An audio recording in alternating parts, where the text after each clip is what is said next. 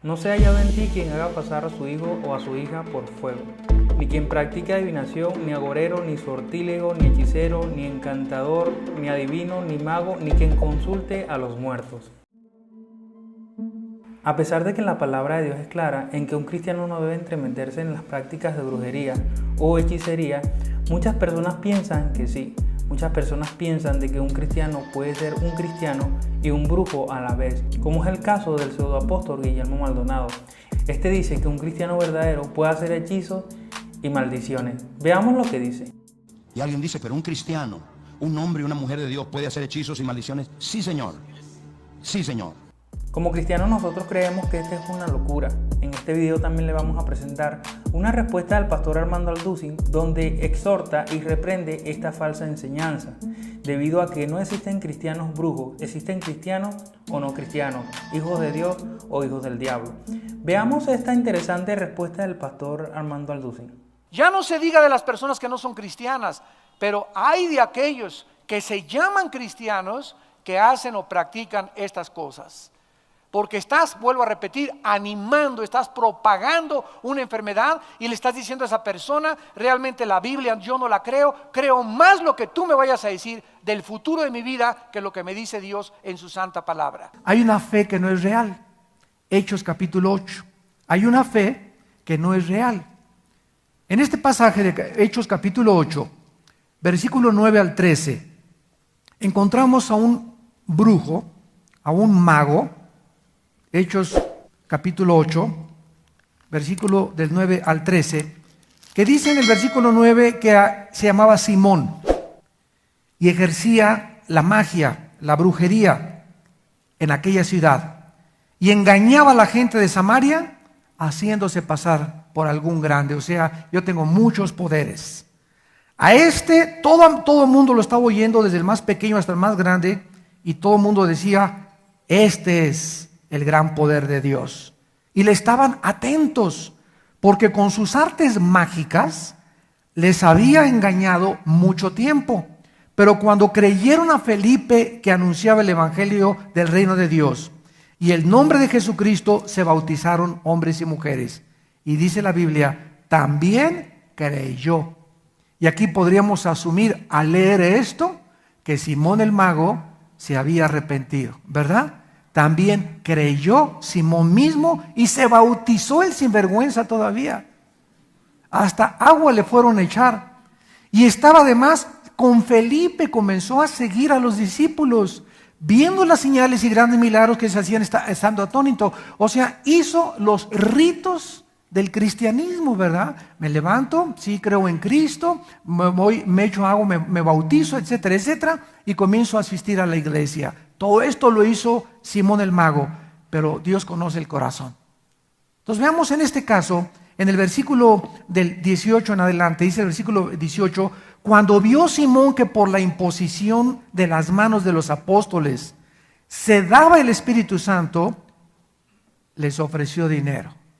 Y recordemos que con Dios no se negocia.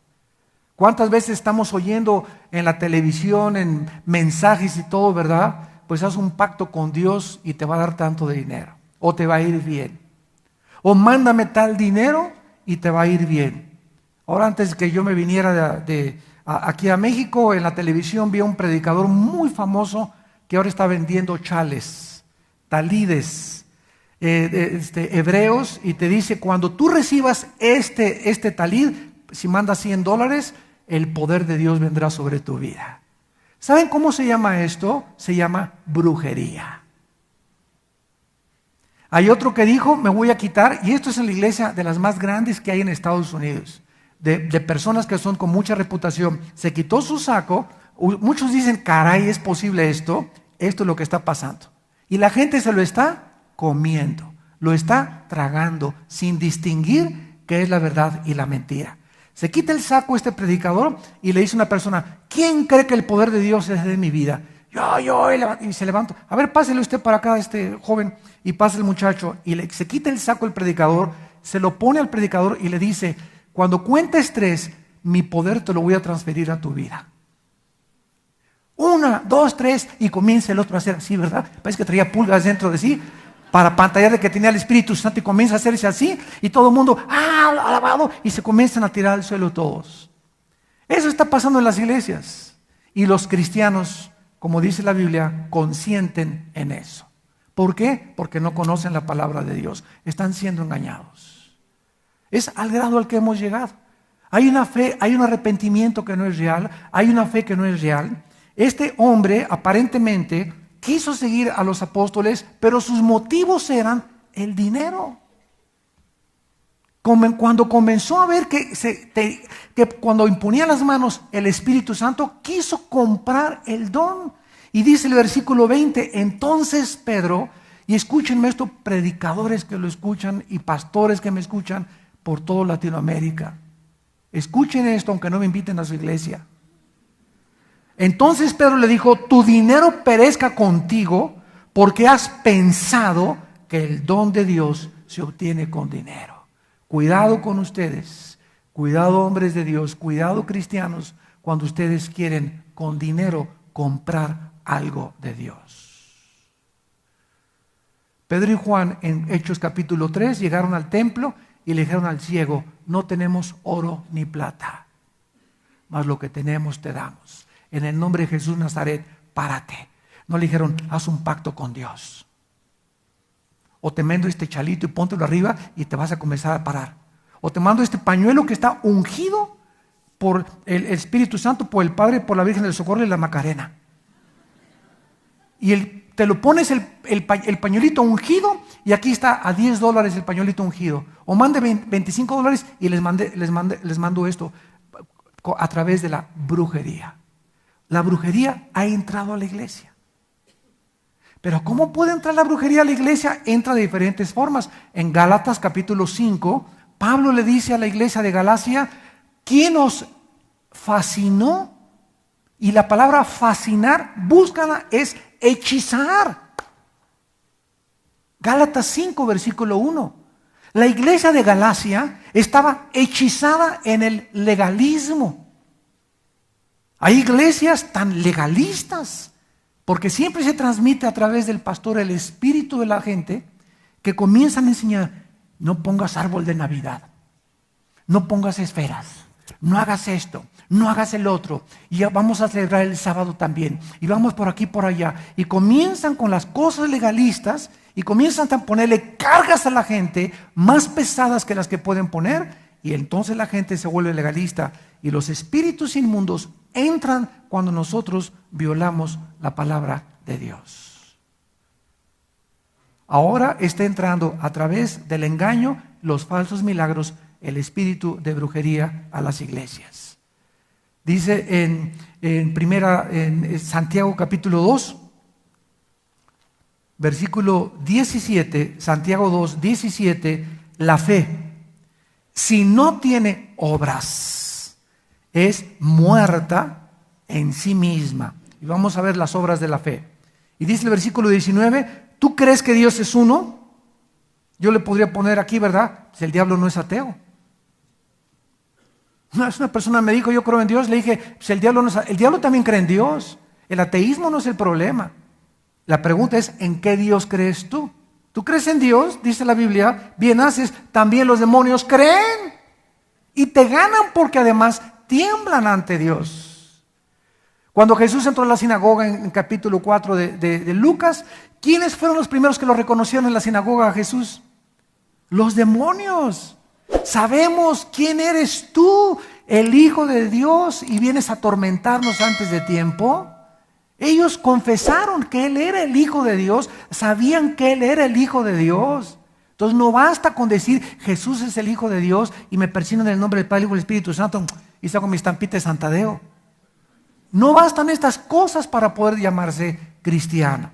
Dice el versículo 26, porque como el cuerpo sin espíritu está muerto, la fe sin obras también está muerta. Esta fe es la fe de los demonios. La fe que dice creo, pero no hace. Un ejemplo. Dice Efesios 5, maridos, amen a vuestras mujeres, como Cristo amó la iglesia. Yo voy a la iglesia, soy diácono, o canto, o no sé, tengo algún puesto, pero en mi vida privada, ¿amo a mi esposa? porque el hogar es el gimnasio del cristianismo. En el hogar es donde Dios nos entrena. No en la iglesia, en el hogar es el gimnasio de Dios. ¿Cómo trato a mi esposa? ¿Cómo trato a mis hijos? Mi negocio, soy honesto en mi negocio, soy íntegro en mis negocios, estoy abierto en mis negocios, pago mis impuestos en mis negocios, estoy abierto delante de Dios. Si yo digo algo y no hago lo que yo creo, me comienzo a desintegrar. Y los psicólogos tienen una palabra muy interesante que se llama múltiples personalidades o desórdenes de personalidades múltiples. Cuando una persona comienza a llamársele psicológicamente esquizofrénica. La palabra esquizofrenia significa mente dividida en el griego. Esquizofrenos, mente dividida. Esta persona tiene una mente en la iglesia y en la iglesia camina como San Crisóstomo. Y llega como San Crisóstomo y saliendo de la iglesia le dice a la esposa, métase al carro, me la surto. O llega y explota a sus trabajadores en su compañía y les roba y no les paga lo que debe de pagarles. O comienza a hacer cosas que, ¿verdad? Es adicto a la pornografía, pero dice que es cristiano. Es una persona que dice algo, sin embargo, no hace lo que él dice. No tiene, en tercer lugar vemos que no hay convicciones. Hay una fe que no tiene convicciones. Y si no tienes convicciones, no puedes llamarte cristiano. Porque si tú tienes convicciones, vives lo que tú crees. Como es en su corazón, dicen Proverbios, así es él también. En tercer lugar, hay una consagración que no es real. La vida y carácter externa de Judas Iscariote debieron ser irreprochables, por cuanto ninguno de los discípulos en 3 años y medio se percató ni sospecharon que ya robaba de la bolsa. Él era el tesorero y que planeó la traición de su maestro. En el Evangelio de Juan capítulo 12, versículo 4 al 6. Y dijo uno de sus discípulos, Judas Iscariote, hijo de Simón, el que le había de entregar, ¿por qué no fue este perfume vendido por 300 denarios y dado a los pobres? Pero esto dijo no porque se cuidara de los pobres, sino porque era ladrón. Y teniendo la bolsa, sustraía de lo que se echaba en ella. Mientras Judas, todavía Jesús le encarga la bolsa y lo nombra el tesorero. Y nunca se hubieran imaginado los discípulos que el tesorero estaba diciendo, vénganos a tu reino. Echándose, ¿verdad?, lo que le echaban a la bolsa. Ya era ladrón, o sea, nunca Judas tuvo un corazón recto para con Dios. ¿Por qué no lo tuvo? Lo dice el capítulo 17 del mismo Evangelio de Juan. Dice Juan 17, versículo 12, cuando estaba con ellos, es Jesús hablando, en el mundo, yo los guardaba en tu nombre a los que me diste.